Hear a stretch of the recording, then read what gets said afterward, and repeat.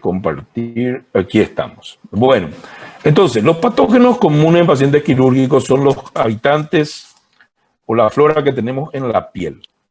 Los estafilococos y los estreptococos.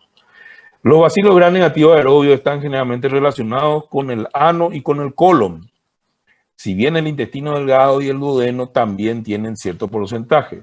Se calcula que por cada gramo de materia fecal nosotros tenemos 10 a la 9, es decir, 1.000 millones de bacilos aerobios gram negativos, como la Escherichia coli.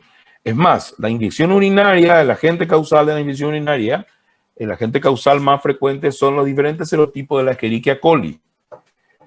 Luego tenemos los bacilos gram negativos anaerobios. Por cada gramo de materia fecal tenemos 10 a la 12, es decir, 1 billón de bacterias de bacilos gram negativos anaerobios como el Bacteroides fragilis en cada gramo de materia fecal. Entonces, imagínense el inóculo bacteriano o la carga de bacterias cuando se produce una apendicitis aguda o cuando se produce una infección, por ejemplo, en el periné, la famosa enfermedad de Fournier o la gangrena o la necrosis o las infecciones necrotizantes de tejidos blandos. También las micobacterias están presentes. La mayoría de nosotros tenemos una cicatriz en el lóbulo superior derecho de una primoinfección por el Mycobacterium tuberculosis.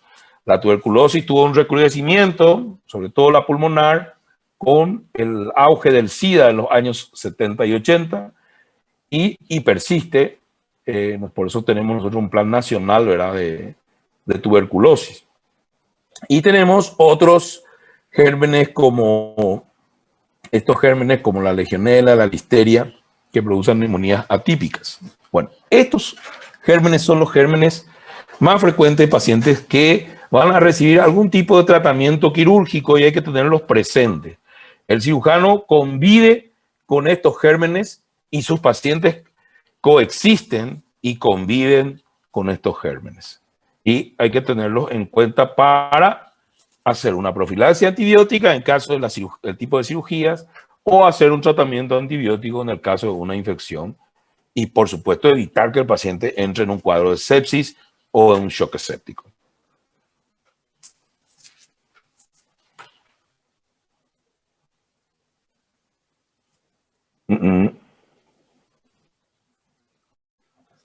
No avanza mi...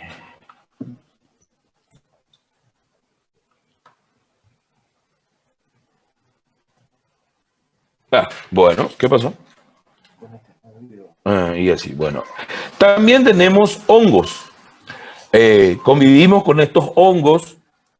El más frecuente de todos, cuando el paciente es sometido, por ejemplo, a tratamientos antibióticos prolongados o que tienen que ver con la desnutrición o tienen que ver con el encamamiento, pacientes que están encamados y que deben ser sometidos luego a una cirugía. El tipo de cirugía que fuere, por ejemplo, un paciente que se moviliza poco con un sondador, se cae y hace una fractura de cadera por la osteoporosis, ¿verdad? Entonces ese paciente tiene cierta predisposición a que ciertos hongos como el Candida albicans, ¿verdad?, que puede habitar la vulva, la vagina, el pene, el glande, también pueda producir infecciones oportunistas graves. Evidentemente, estos Cryptococcus neoformans y Histoplasma capsulatum son que causan infecciones pulmonares en los pacientes con VIH y bueno, son muy conocidos por nosotros. Los virus, el citomegalovirus, gran porcentaje de los pacientes que operamos nosotros son asintomáticos, pero son citomegalovirus positivos. Es llamativo esto, tal es así que muchos de los pacientes que son trasplantados, por ejemplo, trasplante cardíaco o trasplante cardiopulmonar o trasplante hepático, se tiene en cuenta el grupo ABO, el grupo sanguíneo nada más. Y luego, cuando se hacen los estudios, a veces estos pacientes reciben como regalo el citomegalovirus. Los virus de la hepatitis, ya saben, hoy nos vacunamos, todo el personal de salud se vacuna contra la hepatitis B. Es decir, ustedes forman parte del grupo de personales de la salud que deben vacunarse. Estas vacunas hay en el PAI, en el Programa Privado de Inmunizaciones, y si ya no lo hicieron, ahora que están iniciando su práctica clínica en los hospitales, deben hacerlo. Hay que vacunarse contra la hepatitis B. La hepatitis A, la vacunación es en el bebé, en el lactante, así que esto debería cubrir. Y la hepatitis C, que también tiene una transmisión por vía hematógena, por líquidos corporales y sexual, también forman parte de la transmisión sexual, hay que tenerlo también en cuenta, ¿verdad? Y por supuesto el VIH, ustedes saben las normas de seguridad que siempre hay que tomar. Todos los pacientes hoy son COVID positivo y VIH. O sea, las mismas normas de protección personal con los equipos de protección personal.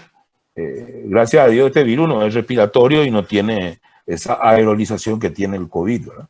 Pero todo lo que significa seguridad para el paciente y seguridad para el personal de salud hay que tener siempre en cuenta, debido a que esto es demasiado frecuente y debemos prevenir antes que curar. Bueno, para empezar el tema de justamente de infecciones en cirugía, uno de los graves problemas que nosotros tenemos son las infecciones del sitio quirúrgico. La infección del sitio quirúrgico es la infección relacionada con la cirugía, con la operación, que ocurre o se inicia cuando uno hace la incisión quirúrgica y puede extenderse hasta 90 días después de la operación. Esto es un criterio establecido por justamente las sociedades científicas y de Estados Unidos, Europa, el CDC de Atlanta y todas estas instituciones que se preocupan por estos detalles. Como nos muestra esta parte de la izquierda, esta foto, nos refiere que es la complicación más común después de la cirugía. Es decir, es la primera complicación. Ustedes tienen que saber que sea una cirugía menor o sea una cirugía mayor, cirugía menor, por ejemplo, el drenaje de un absceso, la onisectomía en el contexto de una uña encarnada, una cirugía limpia como la extracción, la exéresis de un lipoma subcutáneo, que es un tumor de tejido graso benigno. La primera complicación que puede tener es la infección, que se manifiesta días después, en un periodo que va de 3 a 7 días después, un periodo de tiempo. Pero la segunda complicación en cirugía, y por supuesto también una de las más temidas, es inmediata, es la hemorragia. Entonces, ¿cuáles son las complicaciones más frecuentes de cualquier cirugía? De la apendicectomía, que es la exéresis y la extracción del apéndice por una apendicitis aguda. Y es la hemorragia y la infección del sitio quirúrgico. Entonces, cuando dice aquí que es la complicación más frecuente, con una incidencia de 2 a 5%, es muy real. Entonces, acá define, ¿verdad?, después de un procedimiento quirúrgico y justamente pone los límites entre 30 días a 90 días después del procedimiento. Y los criterios clínicos para definir esta infección del sitio quirúrgico son exudado purulento que drena de la herida operatoria, o el cultivo positivo obtenido del fluido que sale por una herida quirúrgica, o cuando se reabre una herida y se encuentran signos de infección como fibrina, como esos signos cardinales de la tetrada de Celso, que es enrojecimiento, calor, o sea, signos inflamatorios locales, fibrina, exudado o líquido serohemático. ¿Ya? Había hablado de las manifestaciones clínicas, puede ir de drenar un líquido seroso, es decir, color claro, como el plasma, como la orina, a un líquido serohemático o a un líquido purulento, pus, ¿verdad?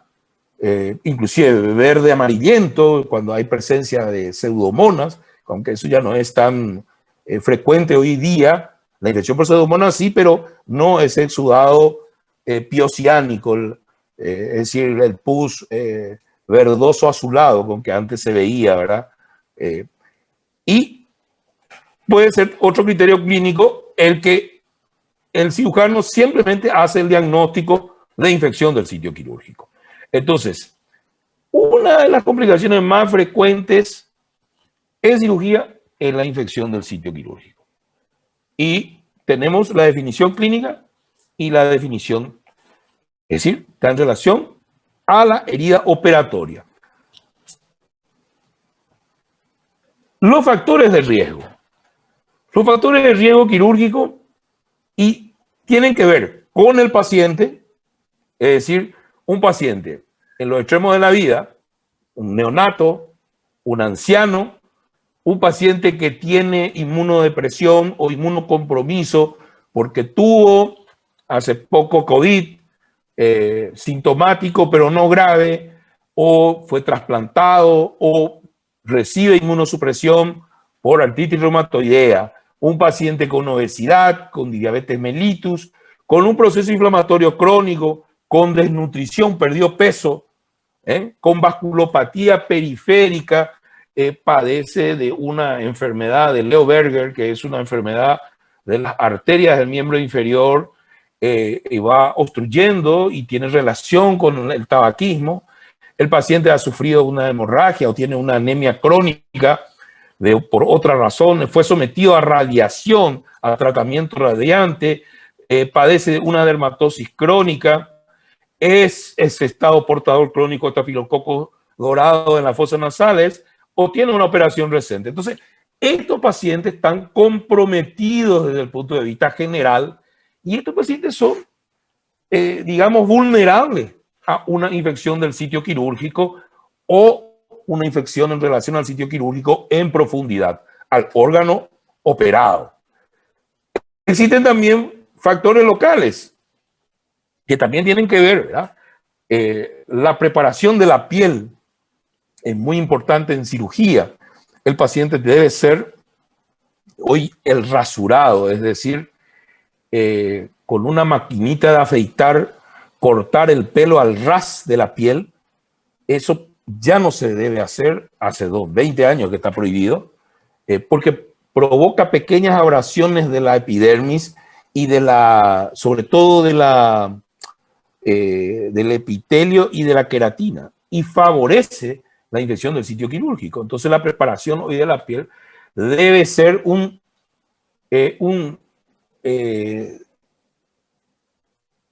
depilado o un corte con estas maquinitas una hora antes de entrar a cirugía. La contaminación de los instrumentos, eso tiene que ver con el ambiente quirúrgico. Hoy día es impensable que el material quirúrgico, el instrumental, las ropas, no estén debidamente esterilizadas. Es decir, esto es impensable hoy en el mundo desarrollado. En nuestro mundo real, nosotros seguimos teniendo graves problemas con la contaminación de los instrumentos y con el ambiente quirúrgico. Profilaxis antibiótica inadecuada, procedimiento prolongado. Cuanto más dura una cirugía, por supuesto, mayor posibilidad de infección del sitio quirúrgico y en profundidad del órgano operado. Necrosis local del tejido. Cuando se utiliza mucho el electrobisturí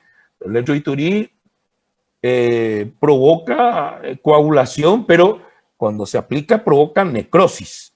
Y cuando se usa mucho, se necrosan los tejidos blandos, sobre todo la piel y el tejido celular subcutáneo. Hay que recordar que el tejido celular subcutáneo es grasa. La grasa tiene poca vascularización y con el exceso de utilización del bisturí, del electrobisturí monopolar, puede provocar una reacción inflamatoria mayor y se acumula ese líquido, ese exudado que luego se infecta secundariamente con los gérmenes de la piel. Factores microbianos dependen mucho de la virulencia, de la agresividad de los gérmenes. Entonces, la preparación del campo operatorio en cirugías que tienen que ver con el ano, en cirugías que tienen que ver con la boca, en cirugías que tienen que ver con la exéresis, por ejemplo, del colon. El paciente tiene un cáncer de colon derecho y hay que hacerle una colectomía derecha, hay que preparar el colon, hay que limpiar el colon de materia fecal por esa carga bacteriana del cual yo le hablé. Ese gramo de materia fecal que tiene 10 a la 9 bacilos gram negativos aerobios como la Escherichia coli, Klebsiella, y 10 a la 12 un billón de bacterias bacilos gram negativos anaerobios como el Bacteroides fragilis. Entonces la preparación es muy importante de la limpieza mecánica del colon para poder sacar el colon por un cáncer. La hipoxia, la hipotermia, el paciente sufre a veces, la mayoría de los pacientes, la queja mayor de nuestros pacientes que se operan es que tienen frío. Y bueno, entonces los quirófanos tienen que tener mesas de cirugía preparadas para proporcionarle un calor adecuado al paciente. Es decir, las mesas tienen que tener cojines o mantas que deben tener 37 grados. El paciente no debe sufrir hipotermia, porque la hipotermia favorece la hipoxia, la hipotermia básica, vasoconstricción, entonces menor vascularización, menor aporte de oxígeno, y eso lleva a la hipoxia. Entonces la hipotermia favorece las infecciones. La hospitalización prolongada. Evidentemente el paciente es colonizado durante una estancia prolongada. Se coloniza el conducto auditivo externo, la nariz, la boca, los genitales, y más si el paciente está invadido. Es decir, si el paciente tiene una sonda vesical. Sonda vesical sirve para medir la diuresis a horario, sirve para hacer un balance estricto, un balance hidrosalino estricto en el control de un paciente postoperado o un paciente internado.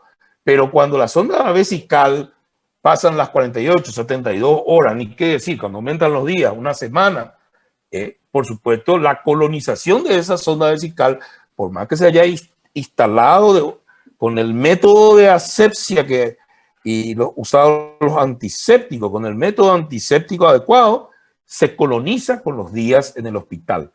Lo mismo pasa con una sonda nasogástrica, lo mismo pasa con un paciente en cuidado intensivo que tiene una intubación orotraqueal.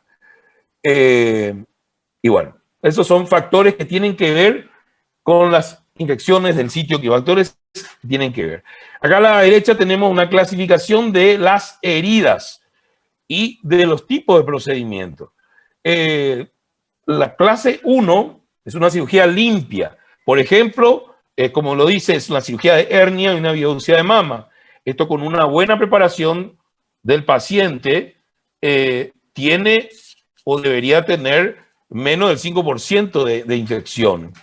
Es decir, estos pacientes no deberían nunca recibir, por ejemplo, un antibiótico como profilaxis, porque su porcentaje de infección esperado es muy bajo. Ahora bien, aún en estas situaciones, nosotros solemos dar una profilaxis antibiótica porque hay un factor que nosotros no podemos controlar. Por ejemplo, en mi hospital, que es el Hospital Distrital Presidente Franco, que es el ambiente quirúrgico. Se controla el ambiente quirúrgico cuando cuando el ambiente quirúrgico está presurizado. ¿Qué significa que está presurizado?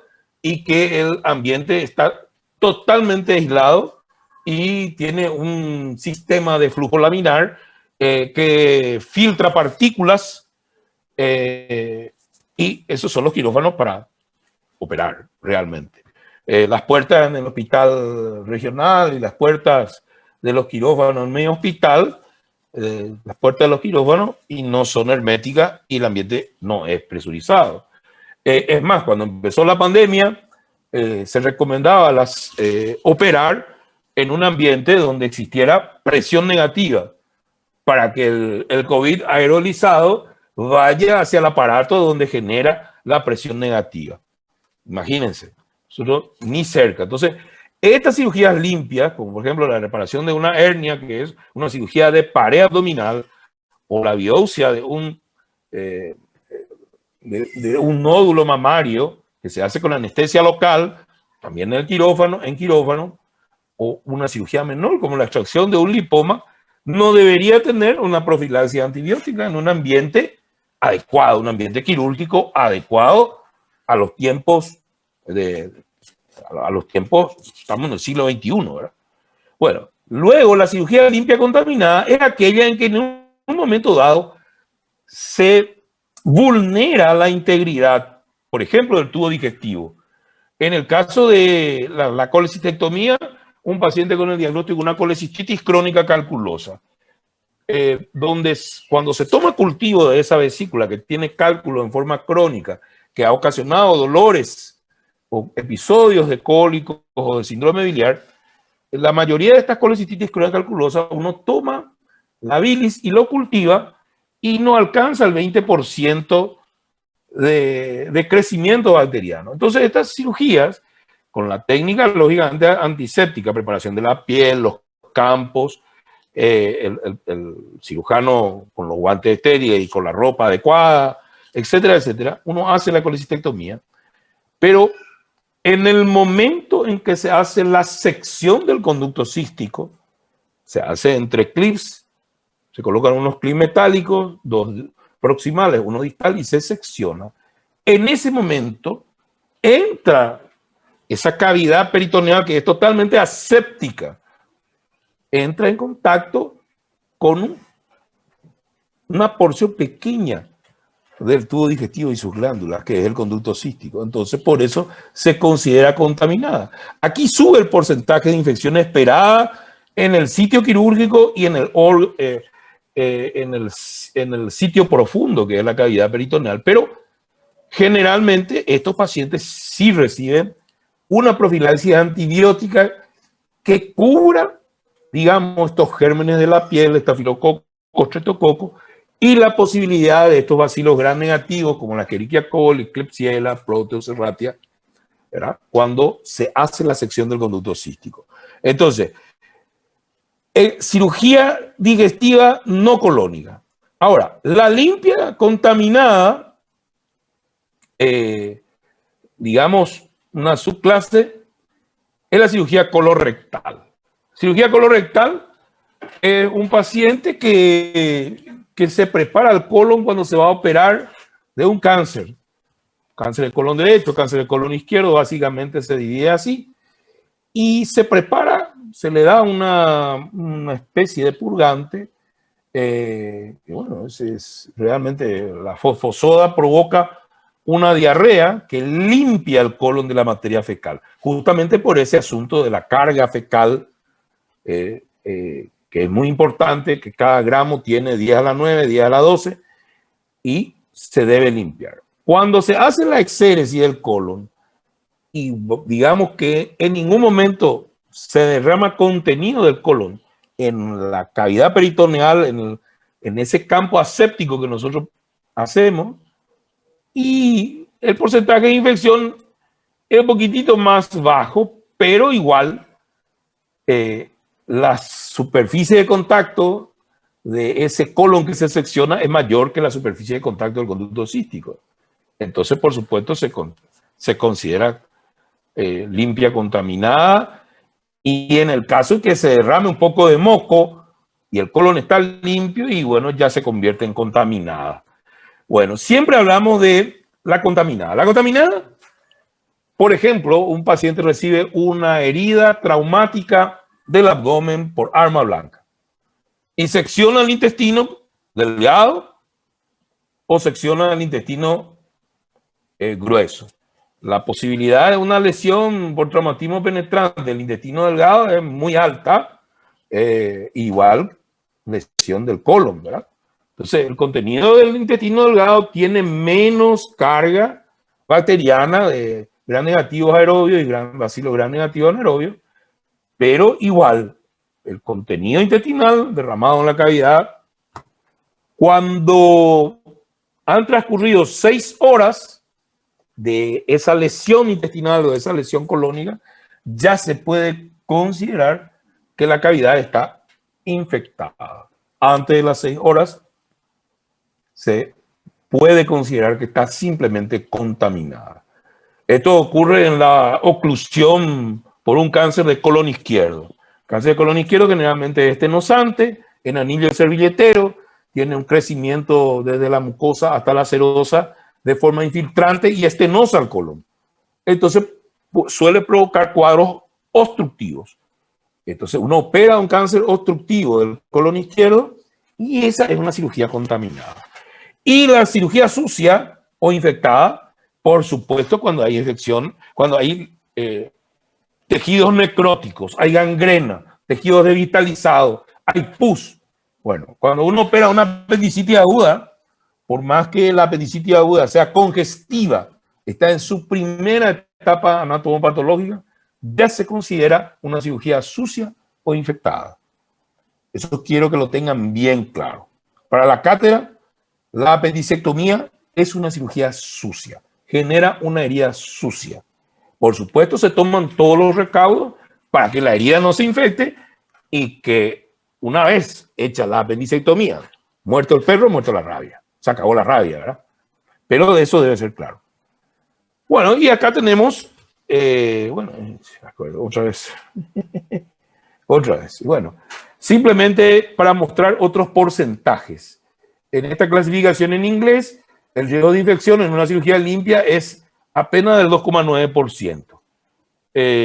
Y aquí, en el libro de Schwartz, es 5,4%. La limpia contaminada, aquí 9,5%, y aquí sube a 7,7%. Probablemente estos colegas y esta gente vivan, este es un libro, este es Principios de Cirugía de la Universidad de Melbourne, Australia. Entonces, probablemente estos australianos tengan un mejor ambiente quirúrgico y sean más rigurosos en la esterilización del instrumental, el manejo del instrumental, del ambiente, de las ropas, etcétera, etcétera. Las contaminadas, 15,2, acá sube el porcentaje, más que el Schwartz. Y bueno, y en las cirugías sucias, bueno, dice lo mismo, está en relación, estas heridas son las heridas traumáticas ya viejas, relacionadas con tejidos desvitalizados, con cuerpos extraños o contaminación fecal. Aquí no habla de contaminación fecal en esta parte.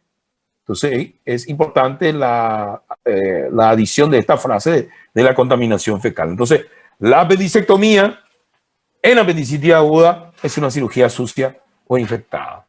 Y luego vamos a ir aprendiendo con el transcurso de las clases los tipos de cirugía. Bueno, esto es para graficarnos. Cuando hablamos de infección del sitio quirúrgico, uno tiende a centrarse en la piel, recordando que la piel abarca el epitelio, esta dermis papilar que está ricamente vascularizada, inervada, con folículos linfoides, y también abarca el tejido celular subcutáneo. La piel es un órgano, es el órgano más grande del cuerpo. Tiene epitelio, tejido conectivo, tejido vascular, tejido nervioso, tiene células adiposas, el tejido conectivo, fibroblastos, todas las fibras colágenas. Entonces, uno asocia la infección del sitio quirúrgico a la superficie, a la herida. De hecho, insisto, es la complicación más frecuente de una cirugía. Pero también es aplicable la infección del sitio quirúrgico al órgano o al espacio donde está el órgano intraabdominal o intratorácico o mediastinal. Y esto lo viene del CDC de Atlanta, donde nos explica nuevamente los tipos de heridas. O sea que es fundamental el conocimiento de esto. Bueno, y acá está. Aquí está lo que es infección incisional superficial del sitio quirúrgico. Y aquí infección incisional profunda del sitio quirúrgico. Entonces, esto es mucho más complejo, es decir, ocupa todas las capas desde la piel hasta el órgano operado o hasta el órgano afectado. En el caso de la apendicectomía, bueno, el apéndice se extrae. Muerto el perro, se acabó la rabia, pero quedó el lecho operatorio, la fosa ilíaca derecha, el peritoneo local, el ciego, la ligadura del apéndice, hecha la jareta. Bueno, debería eso no infectarse. De hecho, la cavidad peritoneal y la serosa peritoneal tiene una rica vascularización, un tejido conectivo muy irrigado y se defiende muy bien. Si nosotros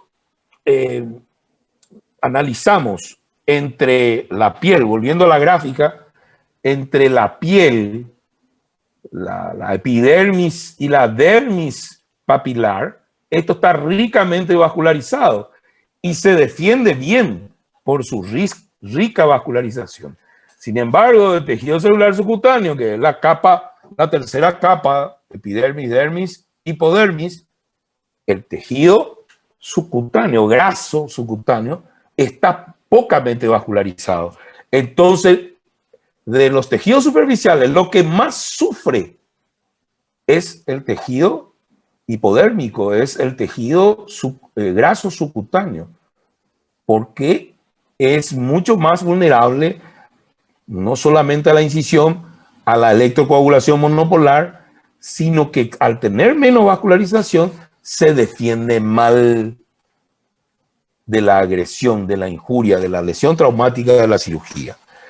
Y sin embargo, a nivel profundo, en la cavidad peritoneal, la serosa visceral y la serosa parietal tienen una rica vascularización, por lo cual se defienden mejor que el tejido celular subcutáneo.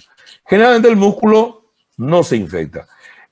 Cuando ocurre infección del músculo, la necrosis, la mionecrosis, es gravísima. Si llega a ocurrir mionecrosis, lo más probable es que el paciente fallezca por una falla renal, por un choque séptico y por un bloqueo renal de la mioglobina que se libera con una necrosis del músculo estriado. Y por supuesto, si el músculo que está está mejor vascularizado, es el mejor vascularizado de todos los tejidos, el tejido muscular, la fascia se necrosa. La fascia, la aponeurosis es tejido conectivo y se nutre por imbibición. Lo que se necrosa también con facilidad, un comentario al margen, ¿verdad? Es el tejido cartilaginoso. Estos chicos que se aplican los piercings un poco más arriba del lóbulo de la oreja, ya sobre el cartílago de la oreja, he visto en 2 ocasiones, es poco, en 30 años de cirugía es poco, pero en 2 ocasiones he visto celulitis de la oreja, pero la celulitis es de la piel y con gran peligro de necrosis del cartílago subyacente. El cartílago de la oreja, por ejemplo, se nutre gracias a la dermis de la piel. Entonces, imagínense la aplicación de un piercing que no se haga con todo el método aséptico en la oreja, no en el lóbulo de la oreja, que aparentemente parece que genéticamente está predispuesto a que lo atraviesen. Bueno, de nuevo, la clasificación de los tipos de heridas y de cirugías. Vemos que los patógenos que son aislados en las infecciones postoperatorias dependen del tipo de cirugía, por supuesto. Una cirugía de pared abdominal, una cirugía de un lipoma, tiene pocas posibilidades con la buena preparación y con el método aséptico de cirugía, pocas posibilidades de que se infecte. Pero una cirugía que abarca un órgano hueco, como el colon o como el duodeno o como el estómago, y tiene mayores posibilidades, sobre todo el colon. Bueno, aquí lo determinante de la infección del sitio quirúrgico son el cirujano, porque nosotros somos los que hacemos el trauma. Entonces, el cirujano debe ser expedito en la preparación del paciente, en el preoperatorio. También en el intraoperatorio, siguiendo el checklist en el quirófano, que es el listado de verificación que sirve para la seguridad del paciente.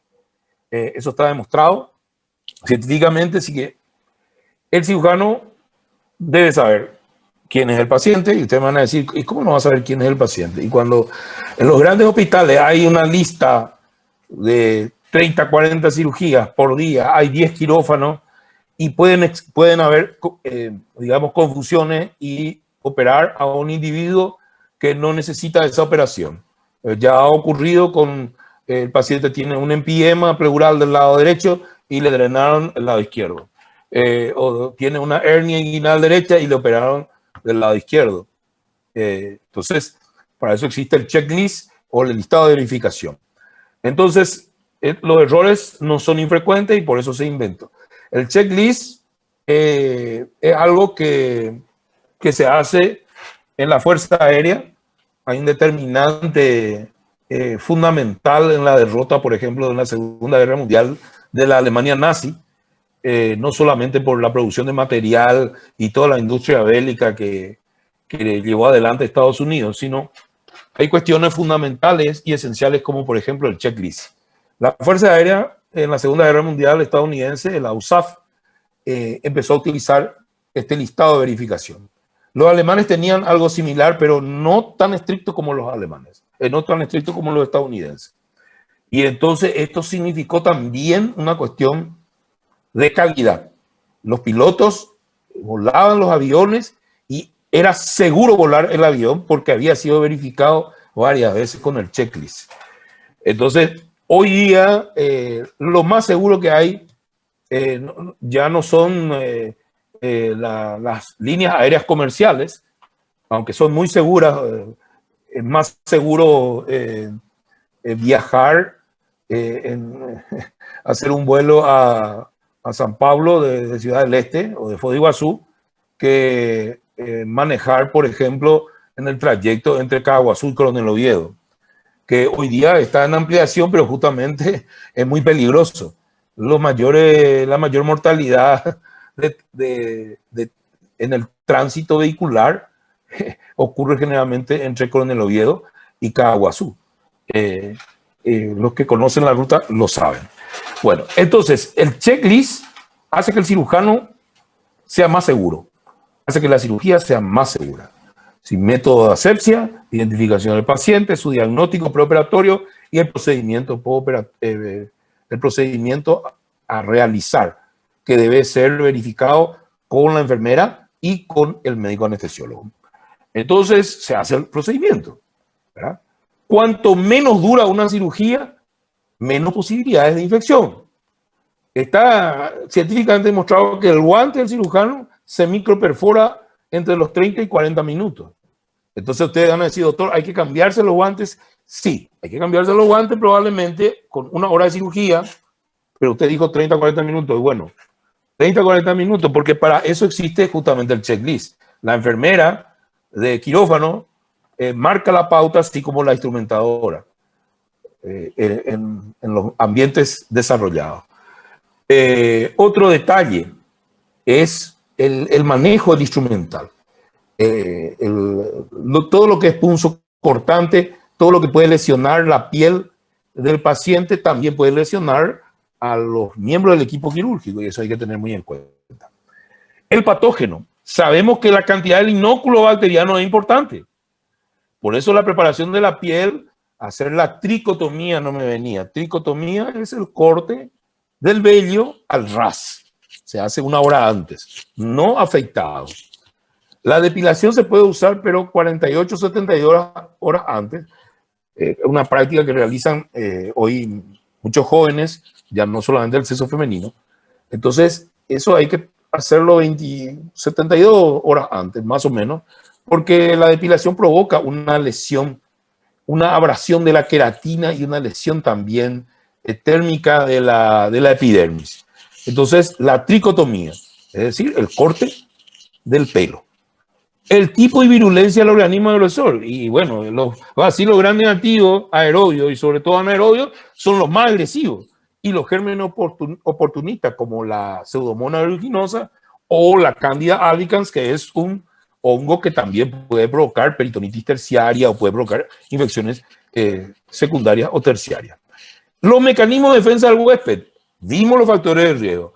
Paciente obeso, con diabetes, edad avanzada, los extremos de la vida, inmunocomprometidos, y son pacientes que tienen mayores posibilidades del sitio de infección del sitio quirúrgico. Entonces, todos esos detalles son importantes. Y acá, como acá dice los determinantes de la infección, son el cirujano, el patógeno y el paciente, yo puse un cuarto determinante, sobre todo en nuestro país. El único hospital, bueno, no, ya no es el único hospital, la Fundación Tesain y el Hospital o Sanatorio Británico, y ahí no quiero mentir, pero hay otro hospital privado en Asunción, tienen los quirófanos, bueno, tienen los quirófanos que llaman inteligentes. La mayoría de estos quirófanos justamente reúnen las condiciones de seguridad. Son quirófanos que están herméticos. Cuando se cierra herméticamente y tienen un flujo laminar, es decir, un filtro de partículas. Entonces el ambiente quirúrgico es mucho más ideal, sobre todo para la cirugía traumatológica y la cirugía traumatológica, la implantación de prótesis, y la cirugía neurológica y la cirugía cardíaca. Entonces, como el cuarto determinante quirúrgico tiene que ver con la asepsia. Asepsia significa ausencia de gérmenes. Y la antisepsia es el método para llegar a la ausencia de gérmenes. La preparación de la piel. Y doctor, ¿cómo se...? Bueno, hoy el lavado de manos, ya saben, es fundamental la parte de la mascarilla y el distanciamiento social. Pero el lavado de manos, si uno lo hace durante 5 minutos con jabón de coco y sin usar cepillo, antes nosotros no cepillábamos la mano. Bueno, está demostrado que el cepillar la mano abrasiona también la piel y favorece la infección del sitio quirúrgico. Entonces, hoy nos lavamos con iodopovidona jabón, que es al 7,5%, es decir, tiene 7,5 gramos de iodo por cada 100 ml de iodopovidona jabón. Nos lavamos la mano y sin cepillarnos. Se puede cepillar las uñas tienen que estar cortas, por supuesto. Si las uñas largas no es posible, aunque yo he visto varias ginecólogas con la uña larga. De todas maneras, la cuestión es que lavándose con el jabón de iodopovidona al 7,5% o con la cloroxidina jabón, se obtiene un alto porcentaje, ¿verdad?, de limpieza. Se puede aplicar o no alcohol al 75% o alcohol gel y luego uno calzarse los guantes. Entonces, eso y luego la preparación de la piel.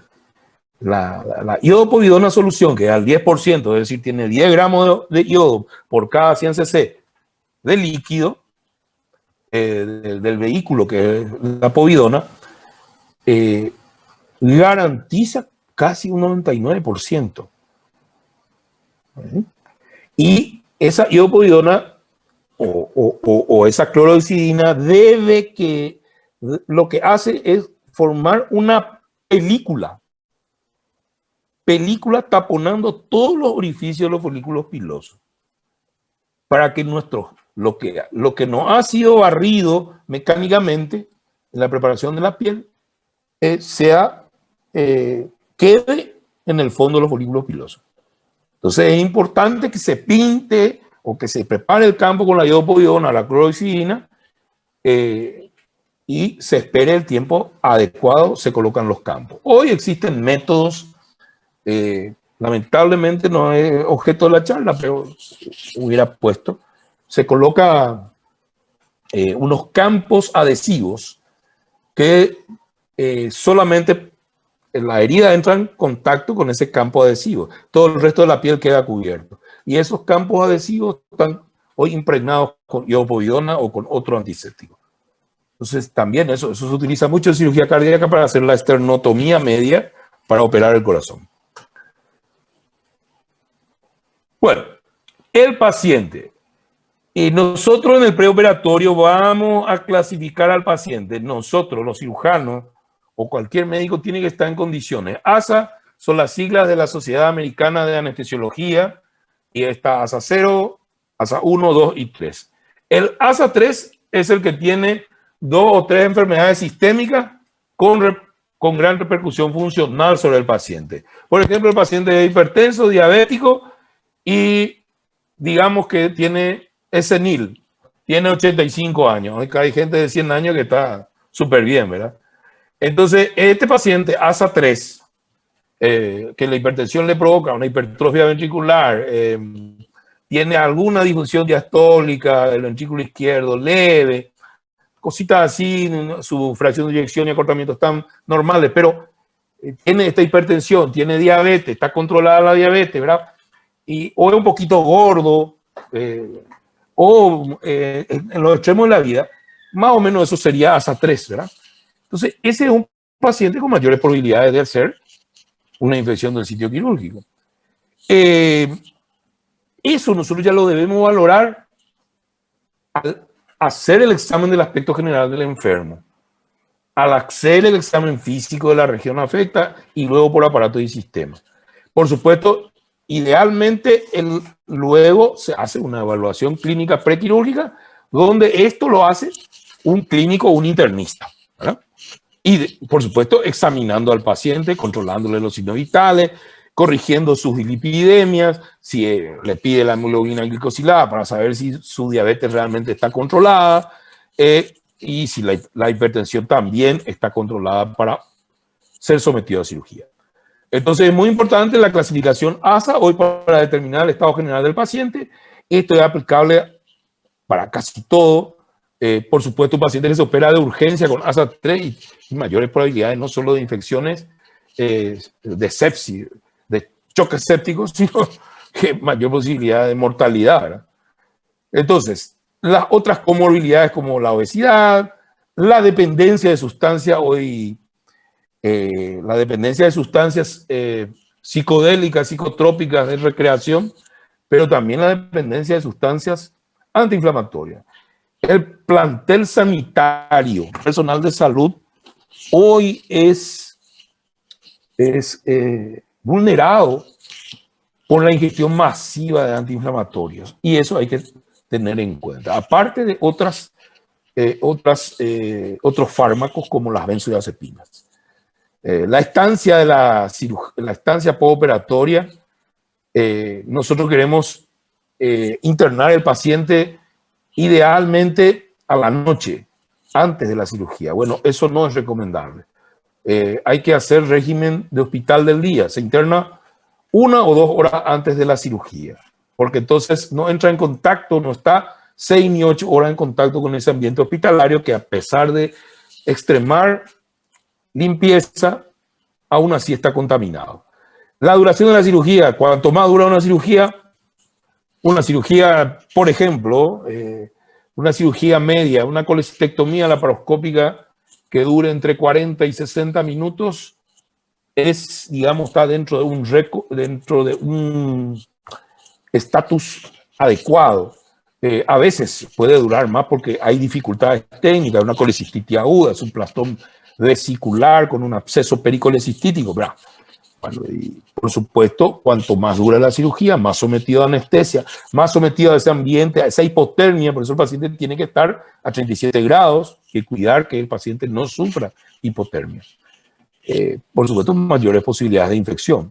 La duración de la cirugía, vemos, se multiplica por cada 2 horas, dice este escrito. Y por supuesto, volvemos otra vez al recordar los determinantes de la infección, el cirujano, el patógeno, el paciente y el ambiente quirúrgico. Bueno, para tratar, ahí, así como el checklist, el listado de verificación, está la campaña para la supervivencia de la sepsis. Bueno, evaluación inicial de los problemas infecciosos. Nosotros tenemos que tener una buena clasificación del ASA, un riesgo cardiovascular de Goldman modificado, adecuados, una preparación adecuada, el paciente no debe sufrir hipoglicemia ni hipotermia, el paciente debe ser identificado adecuadamente su diagnóstico y el procedimiento quirúrgico a realizar. Cuando se desata, por supuesto, la sepsis, la infección, la reanimación inicial requiere hidratación, es decir, soluciones líquidas, hidroelectrolíticas, soluciones cristaloides, suero fisiológico. El antibiótico para tratar el posible germen, como nosotros conocemos los patógenos relacionados a la piel, a las cavidades, vulva, vagina, pene, ano, colon, boca, faringe, laringe. Entonces debemos tratar en consecuencia de la frecuencia de los estudios que dan. Sabemos que gérmenes están involucrados y debemos hacer el tratamiento empírico adecuado. Y, por supuesto, como ocurre en la apendicitis aguda. En la apendicitis aguda, que se perfora y genera una peritonitis, y eso llega a una sepsis, el paciente tiene 100 de sistólica para abajo, está nubilado y respira más de 20 veces por minuto, está polinéico. Bueno, ese paciente lo vamos a hidratar, soluciones líquidas hidroelectrolíticas, cristaloides, suero fisiológico. Vamos a utilizar los gérmenes que van a ser gérmenes bacilos gram negativos, aerobios y anaerobios.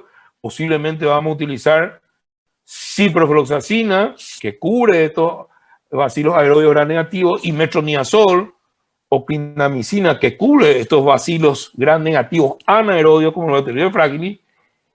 Y hay que hacer el procedimiento quirúrgico, controlar el origen, el foco. Y ese foco infeccioso es la apendicitis aguda perforada. Entonces, se le va a operar por la laparoscopía o por la laparotomía y se va a sacar el apéndice, que es la causa. Se va a hacer la apendicectomía y con el pus que hay en la cavidad peritoneal se va a aspirar y se va a lavar. Y, por supuesto, se va a drenar. Bueno, entonces, líquidos, hidratación para integrar con líquidos cristaloides, hacer que el paciente se despierte, que orine, que mejore su taquicardia, su presión, hacer que el paciente reciba el antibiótico específico para lo que se sabe que gérmenes están involucrados en esa enfermedad, esa apendicitis aguda. Es un forúnculo y vamos a pensar en estafilococo dorado. Le vamos a tratar con cefalexina o cefazolina. Hay necrosis en el periné y le vamos a tratar con ciprofloxacina, con metronidazol y probablemente, o tal vez saquemos la ciprofloxacina y le agreguemos vancomicina pensando en un estafilococo, o para el Clostridium difficile se usa vancomicina. O sea, hay una mirada de antibióticos que se utilizan para los gérmenes de acuerdo a la región y a la enfermedad. Y hay que resolver el foco infeccioso. Si es un absceso, drenar el absceso, idipus y evacue. Y si es el apéndice, sacar el apéndice y aspirar el pus. Si es una úlcera perforada, se sutura la úlcera perforada, se lava, se aspira el pus. Pero se hidrata y se hace el antibiótico. Bueno, en determinadas situaciones vamos a tener que hacer un apoyo hemodinámico. Para eso se van a usar drogas inotrópicas o vasopresores, como la noradrenalina o la dopamina o las dos juntas. En el choque séptico, se utilizan dosis de hidrocortisona, que es un esteroide de acción rápida, 500 miligramos cada 8 horas o cada 6 horas, una dosis de entrada. La proteína C activada. Bueno, son medidas terapéuticas, que no es el objetivo de la charla, sino es para conocimiento general. Bueno, también si es necesario, el paciente va a recibir plasma fresco, en el caso de plaquetopenia, en el caso de que el paciente tenga hipoaluminemia, plaquetopenia, transfusión de glóbulos rojos concentrados, el paciente está anémico. Ventilación mecánica en cuidado intensivo, la ventilación mecánica, la asistencia respiratoria mecánica para tratar la disfunción respiratoria que genera la sepsis. Recuerden que sepsis es disfunción orgánica causada por la infección. Puede ocasionar una disfunción orgánica del pulmón que se llama distrés respiratorio del adulto. Es lo que provoca el COVID. Hace una neumonía, hace una trombosis de la microcirculación y provoca distrés respiratorio del adulto el COVID. Entonces se lo trata con intubación orotraqueal y ventilación mecánica con oxígeno a 100%, el aire inspirado tiene 21% de oxígeno nada más. Se controla la glucosa con insulina, se hace profilaxis de las úlceras de decúbito, las úlceras de decúbito sacras, los talones, los trocánteres, se hace profilaxis de la gastritis erosiva hemorrágica con omeprazol, porque también la mucosa gástrica sufre con los vasopresores y con el shock séptico. Y por supuesto, todo el apoyo fisiológico que requiere el paciente. Bueno, aquí tenemos otra vez una lista de gérmenes que provocan, y un porcentaje que provocan infecciones del sitio quirúrgico. Y vemos que hay un aumento del porcentaje de gérmenes, sobre todo bacilos gram negativos, anaerobios y anaerobios. Y un menor porcentaje de cocos gram positivos. Bueno, esto refleja el impacto que se tiene en pacientes quirúrgicos, sobre todo inmunocomprometidos. Bueno, para hablar un poco de las fotos, acá tenemos, por ejemplo, el muñón de una amputación infracondilia. Acá está la rodilla, se amputó el paciente, se hizo una amputación infracondilia por un pie diabético necrotizado o gangrenado, con una gangrena húmeda o con una necrosis isquémica seca. Y este tiene un campo adhesivo que genera vacío porque existe una dehiscencia de la sutura del muñón con necrosis. Entonces este sistema crea un vacío que va drenando y de esa manera también genera la granulación y la curación. Entonces el foco séptico fue tratado, fue amputado, luego la herida se infecta porque alto porcentaje de un paciente diabético con una arteriopatía periférica, arteriosclerótica, que se somete, paciente a veces es reacio a autorizar la amputación, se amputa a destiempo y luego el sitio quirúrgico se contamina, se infecta y genera más necrosis. Entonces, necrosis del muñón de amputación. Aquí, sin embargo, tenemos a la derecha, tenemos una bolsa de ostomía en el medio de una laparotomía abierta. Un paciente sometido a una laparotomía por una peritonitis. En el postoperatorio hizo nuevamente una peritonitis postoperatoria. Se tuvo que hacer el abdomen abierto, se dejó el abdomen abierto a lo que se llama laparostomía. El láparo de pared abdominal, ostomía de abocamiento al exterior. Entonces tenemos que en el contexto de una laparostomía hace una fístula. Entonces se le coloca este sistema de presión negativa con esto que es acá es transparente, que es un campo adhesivo estéril y un sistema de aspiración continua y una bolsa de ostomía donde está la fístula intestinal, que generalmente las fístulas intestinales son de alto débito. Las fístulas de alto débito tienen más de 500 ml de drenaje en 24 horas. Otro caso, este es el caso de una pancreatitis necrótico hemorrágica grave que se infecta, muestra la flecha donde está el páncreas. ¿Cómo yo sé que esto está infectado? Porque hay gas en la celda pancreática, que es esto. Y sobre todo veo que está contrastada la arteria esplénica, veo que está contrastada la aorta, veo contraste en la vena cava, veo contraste en los riñones, en el bazo, veo contraste dentro del estómago y no hay contraste en el parénquima que está necrosado. Porque se contrasta el parénquima por la microcirculación, ¿verdad? Entonces debería verse cómo se ve el hígado, cómo se ve el vaso o cómo se ve los riñones, ¿verdad? Entonces, acá en este sector no hay contraste y hay aire. El gas significa que hay anaerobios gram negativos, bacilos gram negativos anaerobios como el bacteroide frágil involucrados. Entonces se somete a cirugía, una laparostomía y se retira el tejido necrótico, que generalmente es, más que páncreas, es tejido graso peripancreático. Bueno, acá vemos la gangrena húmeda de la cual yo hablé en la presentación anterior. Vemos que este miembro, acá está la rodilla, acá está el pie, acá se ve el talón. Vemos que hay áreas de tejido viable, pero las otras áreas tienen un color negruzco, un color rojo vinoso. Esto ya hay descamación, es facelo de la epidermis y deja descubierta la dermis, y placas de necrosis de color negro, placas grisáceas. Este es un tejido no vascularizado, lo que tiene color, temperatura adecuada, eso es viable. Estos ya no son los 4 signos cardinales. Evidentemente, aquí sí hay el quinto signo cardinal de la inflamación, que es la pérdida de la función de Virchow. Bueno, y acá está la incisión, hay necrosis de la piel, del tejido celular subcutáneo, del músculo y de la fascia. Esto es lo que se conoce, la gangrena húmeda es lo que hoy se conoce como infección necrotizante de tejidos blandos, que puede abarcar piel, tejido celular subcutáneo, quedar ahí, o piel, tejido celular subcutáneo, fascia y músculo, fascitis necrotizante y mionecrosis. Por eso se agrupa todo en lo que es infección necrotizante de tejidos blandos. Por eso no hablé mucho de la gangrena húmeda. La gangrena seca es isquémica.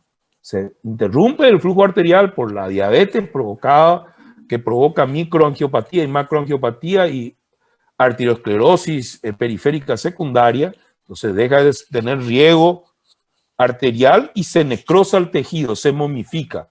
Entonces es una necrosis isquémica, es una gangrena seca. Está como un cuero, la piel seca sobre el tejido óseo o sobre el pie. Hay algunas fotos que no recuperé, pero que sería interesante que ustedes vean cómo se ve el pie. El paciente está vivo, pero el pie está momificado. Es una necrosis aséptica, una necrosis seca. Esto es una necrosis húmeda. Y esto es lo que hoy conocemos. Antes se hablaba de gangrena húmeda y hoy se habla, hace 20, 30 años, se habla de infección necrotizante de tejidos blandos. Que puede llegar hasta, por supuesto, esto hay que amputar. No hay que solamente debridar, esto hay que amputar acá, supracondilio o cerca, donde hay tejido viable. Debridar esto libera mioglobina, libera gérmenes, bloquea el riñón y produce choque o shock séptico. Bueno, ejemplo, me ha pasado en estos días. El paciente es sometido a una laparotomía por peritonitis y ¿qué pasa? Se hace una colostomía o una ileostomía. Fue sometido a una colectomía total por un megacolon tóxico, a una colectomía total por una hemorragia digestiva baja, por diverticulosis o por angiomas del colon derecho, y se hace una ileostomía. Se sutura la piel. No sé si ustedes se dan cuenta que acá ya se soltaron los puntos de la piel y la ostomía se hace aquí, y es una ileostomía, se aboca terminalmente el ileón. Pero después, ¿qué pasa? Pasan las semanas y en algún momento se filtra o se contamina la piel circundante y se genera una celulitis periostómica o periileostomía o pericolostómica. Y esa celulitis, piel y tejido celular subcutáneo, se extiende al muslo. Bueno, esto es gravísimo. Entonces, un paciente probablemente diabético o un paciente inmunocomprometido, trasplantado con inmunosupresión, o un paciente que tiene una colagenopatía que está recibiendo estos inmunosupresores. Esto es grave y esto por eso hay que controlar no solamente el color, la viabilidad del estoma, sino la piel circundante. No confundir con la dermatitis pericolostómica. Esto es una celulitis, una infección de tejidos blandos que abarca piel y tejido celular subcutáneo y que se extiende al muslo. Gravísimo. Bueno, otras infecciones en cirugía están asociadas a la colocación del catéter central. Hay una diferencia entre la colocación de un catéter venoso central en la vena subclavia, que está entre la primera costilla y la primera parte, el tercio interno de la clavícula, o la colocación del catéter central en la vena yugular interna. Como vemos acá está colocado el catéter y aquí muestran cómo el catéter y su sitio de entrada tiene un apósito estéril transparente. Este es un campo adhesivo estéril. Entonces se puede controlar el sitio de la entrada del catéter diariamente. Las curaciones no deben realizarse frecuentemente porque en teoría nosotros hacemos una excelente preparación del sitio donde se va a hacer la venopunción. Preparamos, colocamos campos, guantes estériles, equipo, chaleco, máscara, gafas, todo lo que sea necesario para el método aséptico de colocación de un catéter venoso central. Bueno, aún así existe un porcentaje de infección de tejidos blandos en el sitio de venopunción o colonización del catéter, por eso dice bloodstream infection, que provoca una sepsis. Está asociado generalmente a un estafilococo, el estafilococo epidermidis, que es coagulasa negativo, y esto se trata primero retirando el catéter, identificando que el catéter es la causa, por eso este sistema del campo adhesivo transparente, estéril, es interesante, cubrirlo todo como nos pasa en los hospitales públicos y hace que tengamos que mirar cada 48 horas el lugar, más o menos hay un tiempo donde que se cambia el catéter y no, hablábamos antes de 7 días, de 14 días, hay que controlarlo si es posible todos los días a través de este apósito estéril y se hace la curación cada 2 o 3 días. Y si no tenemos este apósito estéril transparente, y bueno, entonces hay que hacer la curación cada 2. En terapia intensiva se hace cada 2 días y se cambia el catéter en función del sitio y si no hay si no hay ningún cambio en la hemodinamia del paciente. Recordar que el shock séptico se define por la utilización de esos vasopresores y el lactato. Si el paciente está por un CIRS, por un politrauma o por otra causa, le agregamos una invasión que puede ser letal a través de este catéter. O sea, hay que cuidar el catéter y si es posible tener todos los elementos necesarios, ¿verdad? Y el ambiente en la cuidado intensivo, por más que se extreme la limpieza y los métodos de asepsia, métodos antisépticos para lograr la asepsia, y es muy difícil. Bueno, simplemente para mostrar que hay lugares, se puede hacer una vía venosa central a partir de una punción venosa periférica. Se llaman catéteres venosos periféricos centralizados. Esto es mejor que hacer una punción subclavia o una punción yugular. Lo más frecuente es que los colegas terapistas, cirujanos y los que hacen emergencia hagan punciones yugulares. Menos frecuente porque tiene complicaciones como el neumotórax, es más fácil hacer con la subclavia. Entonces, esto es superado por la colocación de un catéter periférico centralizado. Por supuesto, de todos los sitios de punción centrales, digamos que el más peligroso es cuando se hace la punción femoral, la punción de la vena femoral. La punción de la vena femoral, y bueno, está cerca de los genitales, y bueno, a la cercanía de estos orificios naturales, entonces, por supuesto, genera mayor riesgo de infección del sitio de punción y de infección, provocar sepsis por la presencia del catéter en la vena cava inferior.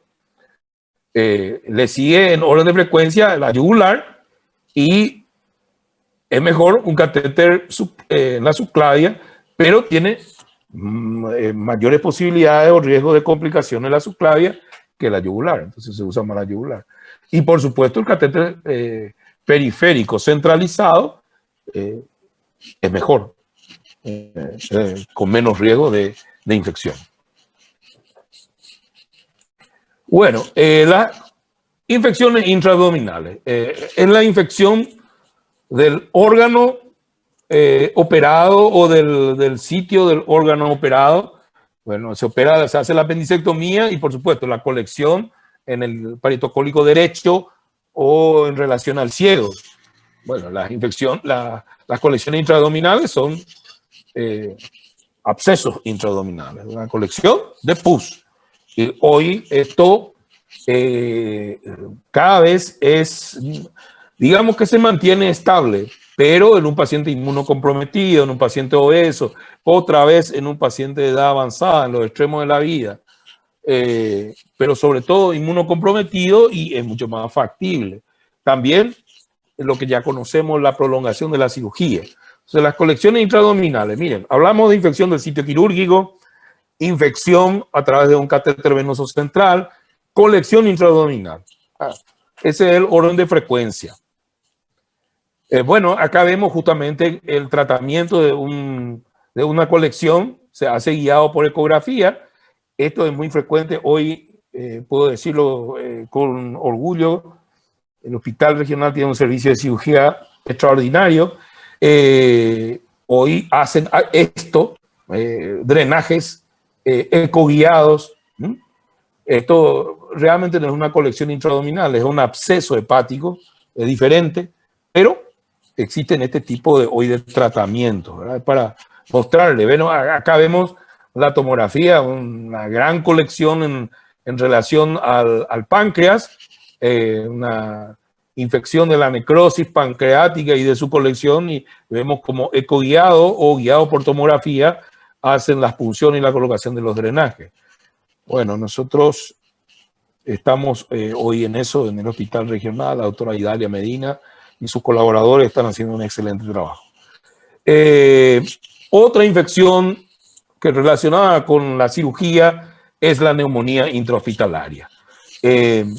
Esto llega a ser letal en el caso de un paciente que es operado de una peritonitis o es operado de una oclusión intestinal o se hace una colectomía por cáncer de colon. La neumonía intrahospitalaria y, por supuesto, otra vez las edades avanzadas, los extremos de la vida, la obesidad, el inmunocompromiso, la desnutrición, la pérdida de peso causada por el cáncer, generan esta labilidad. Y acá tenemos VAP,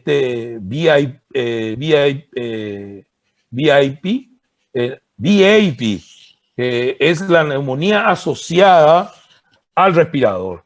Esto ocurre en la terapia intensiva, porque hay cirugías como los trasplantes que van a cuidados intensivos, las cirugías a veces prolongadas, las cirugías prolongadas en la urgencia, las prolongadas, digo, duran 3-4 horas, las cirugías grandes, como una gastrectomía o una duodenopancreatectomía por la parotomía, pueden ir a cuidado intensivo en el postoperatorio.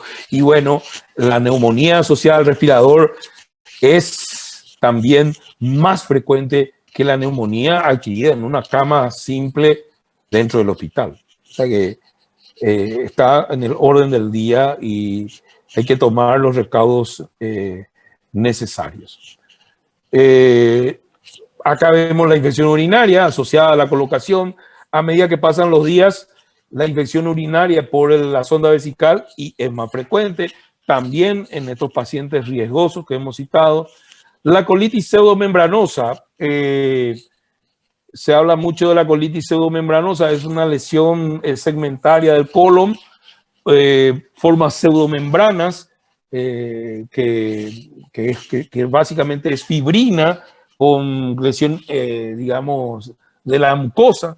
Son lesiones segmentarias que aparecen sobre todo en el tratamiento prolongado con fluoroquinolonas,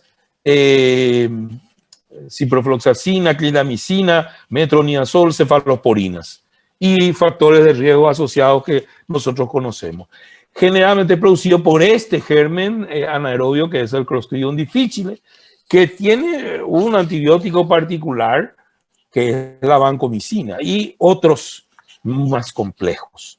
Pero son lesiones segmentarias del colon que aparecen después de una terapia, antibiótico terapia prolongada más de una semana, 10 días, 2 semanas con con la ciprofloxacina, la clindamicina, la cefalosporina y el metronidazol que no funciona. Tratamiento específico vancomicina. Bueno, aquí está la infección necrotizante de partes blandas. Otra vez, en este libro de Principio de Cirugía de Melbourne University, habla todavía de fascitis necrotizante, pero la enfermedad de Fournier. La enfermedad de Fournier, para que quede claro, es una enfermedad de urología. ¿Por qué es una enfermedad de urología? Y porque la enfermedad de Fournier lo describe este señor a partir de la formación de un absceso urinoso. Los pacientes que padecían de la gonorrea, de la gonococcía uretral, hacían estenosis uretrales post-gonorrea. En Paraguay, la gente común le conoce como purgación. La gonococcía, la Neisseria gonorrea, que es un diplococo gran negativo encapsulado, provoca esta secundariamente estenosis uretral. Y como ven, el Fournier se describe generalmente en el varón. La enfermedad de Fournier es una infección necrotizante de tejidos blandos. Y específicamente tendemos a llamar Fournier a toda infección necrotizante que observamos en otras áreas. Pero Fournier lo describió a partir de una estenosis uretral. Hace que el paciente haga esfuerzo para orinar, para pasar la estenosis uretral secuelar de una gonococcía, y entonces filtra la orina al tejido esponjoso. Periférico a la uretra. Y ahí se genera el absceso urinoso. Es decir, un absceso, una colección supurada a partir de orina. Y eso diseca el cuerpo esponjoso, del pene, y se extiende a los tejidos blandos, al escroto y al periné.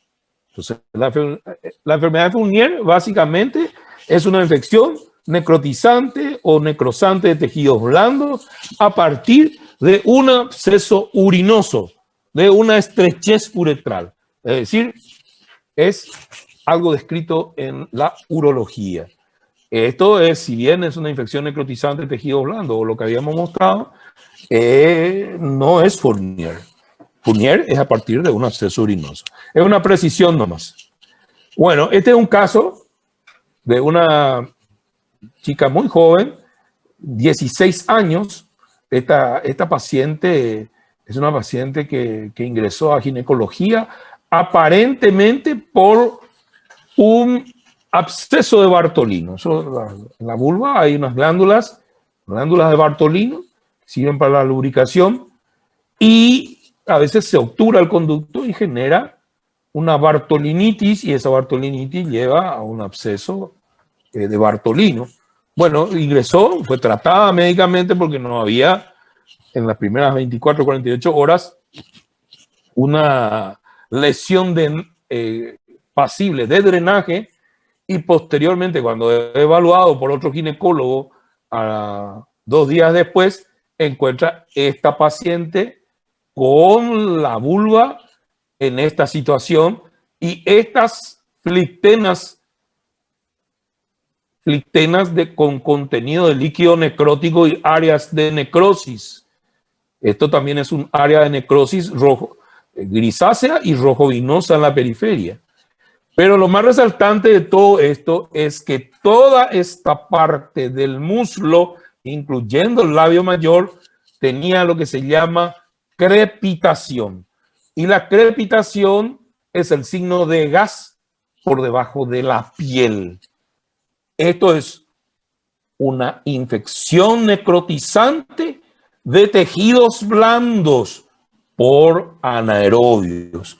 Y bueno, pero ¿cómo una bartolinitis o un absceso bartolino? Bueno, haciendo esta crepitación se extendía al abdomen, o peor aún, se extendía del flanco derecho y fosa ilíaca derecha hacia el muslo y hacia los genitales. Esta es la cirugía que realmente comenzó por una laparotomía mediana una laparotomía exploradora. Esta paciente hizo una apendicitis aguda retrocecal, de posición retrocecal gangrenosa, que gangrenó, necrosó todo el retroperitoneal, la grasa retroperitoneal, y retroperitonealmente se extendió a través del conducto inguinal, orificio profundo, orificio superficial, y llegó a la vulva, necrosando la parte superior del muslo. Esto es consecuencia de una apendicitis aguda. Gravísimo. Este es un caso de hace 3 años que operó el doctor Cerezo, que fue un caso muy traumático, luego terminó en la terapia del hospital regional y falleció 3 semanas después. ¿Qué pasó? ¿Por qué no se hizo el diagnóstico de apendicitis aguda? Y muy buena pregunta, no se sabe. Cuando fue vista por un médico que la palpó, encontró crepitación en la piel del muslo. Y le palpó un poco más y encontró crepitación en la pared abdominal. Hasta ahí llegó la infección necrotizante de la apendicitis aguda gangrenada. Bueno, aquí está cómo se hizo la extirpación, porque hay que extirpar toda la piel, el tejido celular subcutáneo, la fase involucrada y el músculo involucrado. Inclusive ven que acá está el labio mayor y en el fondo todavía hay necrosis, porque ese tejido purulento y esa necrosis llegó a la superficie a través del conducto inguinal de la paciente. Bueno, gracias a todos estos antibióticos tenemos una gran resistencia antimicrobial. Por eso el uso indiscriminado de antibióticos fue legislado por el ministro que se fue, o mejor dicho, sacaron una resolución en la cual no se puede hacer una receta sin poner el diagnóstico, lo cual fue una medida acertada, detuvo un poco a los farmacéuticos de dar antibióticos porque sí. Alguien tiene un dolor y el farmacéutico, que como lee el prospecto del medicamento, discúlpenme esta crítica ácida, pero en la realidad, sobre todo en en regiones alejadas, no urbanizadas, y en regiones, en barrios periféricos también. El farmacéutico es la salvación para muchos pacientes y está muy mal, ¿verdad? Está esto muy mal porque genera resistencia a estos antibióticos comunes y, bueno, por darle un ejemplo, un absceso que se drena en la piel o una uña encarnada infectada que se saca con una cefalosporina primera generación, la cefalexina, se puede tratar perfectamente con 5 días de tratamiento, con 500 miligramos cada 8 horas. Y bueno, hay colegas y farmacéuticos que le dan amoxicilina sulbactam o le dan ciprofloxacina, le dan otros antibióticos que no corresponden. Siempre hay que usar lo más simple, de acuerdo al conocimiento que se tiene de la flora cutánea, de la flora de ese orificio natural o de la flora que puede tener ese órgano como el colon o el intestino delgado o la boca o la faringe o la nariz.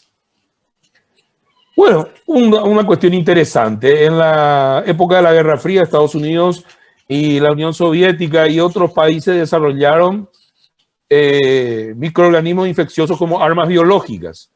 Acá dice que en 1971 se suspendió todo ese programa, pero esto sirve para hablar de algo que yo ya les hablé, del Bacillus anthracis. El Bacillus anthracis provoca la infección que se llama carbunco, para los norteamericanos el anthrax, y como es un bacilo que viene en esporas, esto lo han aerolizado. Mandaban las cartas que tenían esporas de Bacillus anthracis. Esto puede provocar justamente el carbunco o el anthrax a nivel pulmonar. También agentes como la Yersinia pestis, que provocó la peste bubónica, la peste de la Edad Media que mató millones de personas, no solamente en Europa, sino en China y en Oriente Medio. También se lo ha conseguido aerolizar. Virus de la viruela y la Francisella tularensis también como posible agente de las guerras biológicas. Esto hay que tenerlo en cuenta. Lo bueno es que todo esto, exceptuando la viruela, tienen un tratamiento antibiótico que justamente en épocas de las Torres Gemelas, en el 2001, no hubo escasez en Paraguay, pero sí a nivel mundial la marca Cipro, que es la ciprofloxacina de Bayer.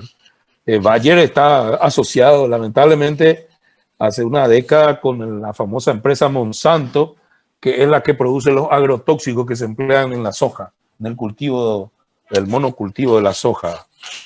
Entonces hay que recordar que la Bayer no solamente provoca beneficios, sino también perjuicios.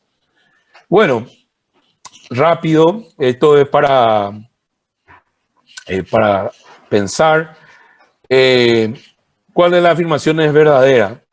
El uso de solución a base de alcohol para preparar el sitio quirúrgico no cambia la tasa de las infecciones quirúrgicas. Sí cambia la tasa, señores. Por eso se indica el alcohol 75%. Esto es errado. El lavado de manos tiene un desempeño deficiente en la mayoría de los estudios. Y esto no es cierto. El lavado de manos es muy importante. Esto también es equivocado. La técnica estéril no garantiza el insertar un catéter venoso central. Sí garantiza insertar el catéter venoso central. El uso de antibióticos profilácticos durante la cirugía electiva no es necesaria para la mayoría de las infecciones de la piel, y esto sí es necesario para la mayoría de las infecciones de la piel. Los antibióticos a base de la cefazolina garantizan cobertura sobre la flora cutánea. Los gram negativos, por ejemplo, la cefazolina, no cefalofosfamina de primera generación, sí garantizan. Realmente ninguna afirmación es verdadera en esta pregunta, pero esa es la trampa. Habría que colocar una sexta opción. Trampa para ustedes, sí, pero ahora ya lo saben. Bueno, recuerden que los exámenes no miden el conocimiento, simplemente clasifican a los estudiantes para ponerle una nota. Es necesaria una nota. No soy tan maligno como para ponerle este tipo de trampa en el examen, pero las 5 afirmaciones son erradas en el primer problema. En el segundo problema, con respecto a la respuesta inmune a la infección, bueno, las células inflamatorias residentes no juegan un papel importante en el desarrollo de la infección. Esto es errado. Las células inflamatorias residentes son los macrófagos, son los que producen justamente es lo que viene abajo, esta interleucina 1, interleucina 6 y TNF, que se producen localmente. Las citocinas inflamatorias se producen en respuesta a la infección, pueden provocar una infección. Errado. Todo lo anterior es correcto. Errado. Entonces, también aquí, no, esta es la respuesta verdadera. Las citocinas se producen, estas citocinas se producen localmente y luego esto es producido por las células dendríticas y los neutrófilos. Pero también se producen el IL-6 localmente. Esta es la verdadera, la B. ¿Cuál de las siguientes es una celebración verdadera? La sepsis puede ocurrir en ausencia de SIRS, y toda sepsis genera una respuesta inflamatoria sistémica. No, no es verdadero. ¿La infección quirúrgica se diagnostica solo cuando se documenta el secremento bacteriano? No. Recuerden que la infección quirúrgica tiene que haber pus drenando por la herida, se cultiva la secreción, que puede ser serosa o serohemática o fibrina. Simplemente la observación del cirujano puede hacer el diagnóstico de infección del sitio quirúrgico. Entonces, no solamente cuando se documenta. Es mejor documentar para hacer el antibiótico específico, pero también es errado. La infección del sitio quirúrgico ocurre solo en los primeros 7 días después de la operación. También es equivocado porque ocurre en el momento de la operación. Puede ocurrir después por una deficiencia de la curación. Sí, pero no. Es más difícil que ocurra después. Ocurre generalmente en el momento. La infección quirúrgica se aplica a infecciones que ocurren en la piel y el tejido celular. ¿Es subcutáneo solamente? No, se aplica también a los órganos profundos. Por ejemplo, dentro de la cavidad peritoneal, a la cavidad peritoneal, por eso hay abscesos. ¿El absceso intraabdominal después de una operación se clasifica como infección del sitio quirúrgico? Sí, esta es la verdadera. Las otras 4 equivocadas. Con respecto a las infecciones quirúrgicas, la fascitis necrotizante se llama gangrena Fournier cuando la infección diseca la fascia profunda del cuello hacia el mediastino superior. Primero que fascitis necrotizante ya no se llama más, es infección necrotizante de tejido blando. La gangrena de Fournier es una infección necrotizante de tejido blando a partir de un absceso urinoso y no tiene nada que ver con el cuello ni el mediastino porque es en el perine, periuretral y luego al escroto y al perine, es decir que es patrimonio del varón. ¿La fascitis se diagnostica por ecografía? No, se diagnostica con la clínica. Se observa el tejido de color gris, negruzco, y a la palpación hay crepitación. No todas las veces hay crepitación, porque cuando hay crepitación está involucrado los gérmenes anaerobios. Entonces no hace falta ecografía para eso. ¿La colitis es una infección por una afectación difusa del colon? Sí, no. O sea, es segmentaria, puede afectar solamente, deja parches de mucosa normal. Entonces es segmentaria.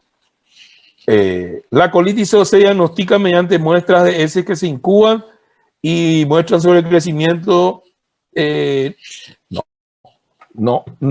Esto cuando se hace colonoscopía, se puede ya hacer el diagnóstico de la fascitis o rectoscopía, puede afectar el recto. La infección asociada al catéter es más común cuando la línea se inserta en el área yugular que en el área subclavia. Sí, realmente la infección del catéter es más común cuando está en el área de la femoral. Entonces esta es la correcta. La E. Bueno, la quinta, la apendicectomía. Las heridas de apendicectomía perforada se clasifican limpias. No. Esto de pared abdominal, biopsias, lipoma, limpia contaminada, colecistectomía, como ejemplo, no. Contaminada, colon preparado, contaminada sucia en colon no preparado, no. ¿Cuál es la respuesta? Es sucia o infectada. ¿Por qué? Y porque la apendicitis aguda conlleva esta definición y ya quiero que se graben. Es la infección, es un proceso inflamatorio, infeccioso del apéndice vermicular o apéndice secal, como quieran llamarlo. Pero es una infección. Entonces, la herida de la apendicectomía es una herida sucia, infectada. ¿Está bien? Sí, hay caca. Exactamente. Está en relación a la caca. Bueno, los 5 problemas resueltos. Puntos claves. Esto ya lo dejo para ustedes. La incidencia de la infección puede producirse por preparación. Puede reducirse. Reducirse con una preparación adecuada. Los principios relevantes en cuanto a la profilaxis. Y hay que elegir el antibiótico de acuerdo a la flora. El antibiótico más simple es la respuesta. Entonces son detalles importantes también. El control de la fuente o foco infeccioso cuando hay una sepsis. Y por supuesto, yo le dije, la sepsis como tratamiento tiene la hidratación, soluciones hidrosalinas, cristaloides, suelos fisiológicos, el antibiótico específico de acuerdo al área, a la región y solución del foco séptico. En el caso de la apendicitis aguda, apendicectomía. En el caso de un absceso, drenaje del absceso, ubipus y dievacue. La sepsis, tanto la presencia como la respuesta de la, ya habíamos hablado de esto, lo que decía, la sepsis, reanimación hídrica, antibiótico específico y control del origen del foco séptico. Cuando se usan, deben seguirse varios principios. Sí, hay que tener cultivos al principio, hemocultivos. Si hay necesidad, hay que cultivar la lágrima, decía el infectólogo. Bueno, sexto, buenos resultados con la infección necrosante. Claro, hay que tratar de identificarla temprana la necrosis, no como nuestro paciente que tenía una apendicitis, que se hizo el diagnóstico secundariamente de apendicitis y retroperitonitis después de que haya una necrosis del tercio superior del muslo derecho. Y hay que repetir el desbridamiento. Aquí básicamente lo que vieron, el desbridamiento del tejido necrótico, la hidratación, el control del foco séptico del desbridamiento del tejido necrótico, la hidratación y el antibiótico específico, los anaerobicidas, la clindamicina y el metronidazol, antibióticos que matan a los anaerobios. Y hay que tener todos los cuidados. Acá lo que faltaría que la palabra hoy COVID. Como el COVID se aeroliza y la infección es por vía respiratoria, entonces hoy hay que tener el equipo de protección personal, las gafas y el tapaboca N95. Eso no es necesario para el VIH, pero sí es interesante, ¿verdad? Bueno, actinomicosis. Está en el programa al final, actinomicosis, esporotricosis, maduromicosis. Es una infección provocada por el Actinomyces israelí. Afecta generalmente, como ven acá, está en relación con la boca, con lesiones dentarias y forma un absceso que drena espontáneamente y necesita de un tratamiento, drenaje quirúrgico y antibióticos. Bueno, acá están los síntomas, úlcera de piel, fiebre. Acá hay fotos, ¿verdad? Siempre en relación al maxilar inferior. Es una infección granulomatosa. Ahí está, dolor mínimo, hinchazón o aboltamiento duro, o sea que tiene los signos del proceso inflamatorio, la tetrada de Celso. Acá vemos en un joven, tienen relación con los dientes y puede hacer lo que se llama absceso necesitatis, es decir, drena solo. ¿No? Bueno, acá hay un caso clínico de una actinomicosis pulmonar y lo interesante para mí fue al final que este paciente tenía un situs inverso, tiene la punta derecha del corazón a la derecha. Acá se ve en la tomografía, hizo un empiema pleural a partir de la infección actinomicótica en el pulmón y por supuesto el antibiótico aquí se utilizó amoxicilina clavulánico y clindamicina y habla de que es una enfermedad curable de presentación clínica variable y ante lesiones mucosas ocasionadas por traumatismo y escasa higiene bucal. Puede producirse el empiema necesitatis. Entonces, el empiema necesitatis no solamente ocurre con este tipo de lesiones en relación al maxilar inferior, sino que ocurrió o puede ocurrir en este caso, como se ve acá, esta tumoración, porque consulta por eso, ¿verdad? Con una lesión elástica, dura, planos profundos, sin signos de flojosis, está diciendo sin signos de la tetrada de Celso, ¿verdad? Pero subescapular izquierda o escapular izquierda. Este le faltaba un mes más y iba a drenar espontáneamente. Eso es lo que se llama empiema necesitatis.